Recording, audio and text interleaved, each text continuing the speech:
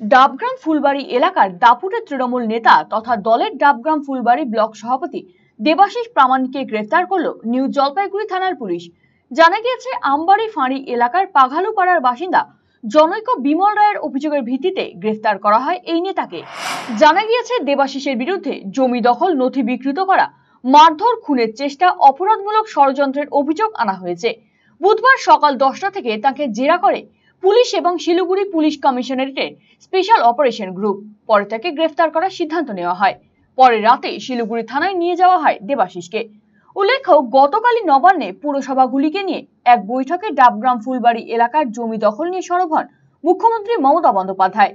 বৈঠকে উপস্থিত শিলিগুড়ির মেয়র গৌতম দেবকে রীতিমতো ভৎসনা করেন তিনি। কোনোভাবেই জমি দখলের ঘটনা বরদাস্ত করা হবে না বলে জানিয়ে দেন মুখ্যমন্ত্রী। এরপরেই দেবাশিস প্রামাণিককে গ্রেফতার করা হয়। একসময় কংগ্রেস দল করলেও পরে তৃণমূলে যোগ দেন তিনি। ফুলবাড়ি এলাকায় তার প্রাসাদোপম বাড়ি রয়েছে।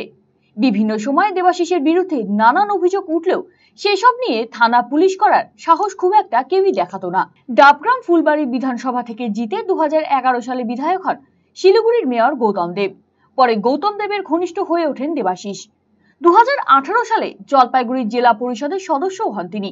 ওই এলাকায় তৃণমূলের সংগঠনের কার্যত সেই ছিল শেষ কথা। কিন্তু ডাবগ্রাম ফুলবাড়ি বিধানসভা, লোকসভা থেকে পঞ্চায়েত নির্বাচন সবেতেই ধারাবাহিকভাবে ফল খারাপ হয় তৃণমূলের।